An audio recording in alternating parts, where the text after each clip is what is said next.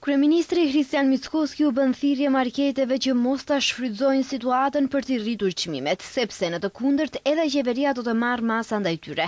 Kryeministri bëri me dije se të mërkurën do të zhvillojë takime me përfaqësues të zinxhirit të marketeve për t'u thënë se pret që të sillen ferm me qytetarët, që edhe qeveria të jetë ferm me ta. Unë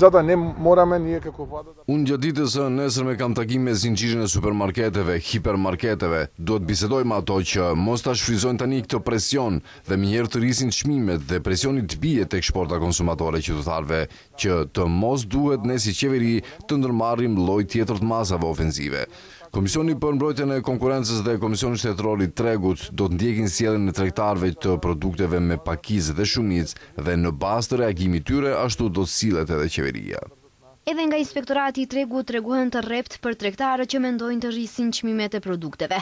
Ata paralajmërojnë kontrolle strikte, prandaj kërkojnë që tregtarët të sillen me përgjegjësi.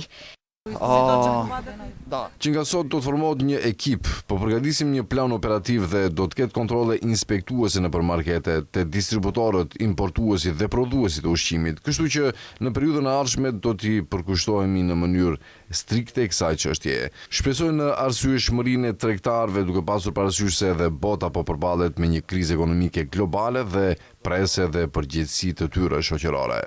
Edhe pas luftës në Ukrainë dhe rritjes së çmimit të derivateve në Bers, rritja e derivateve ndikoi në rritjen e të gjitha çmimeve tjera, edhe të njëjtat nuk ulën pasi ul çmimi i derivateve.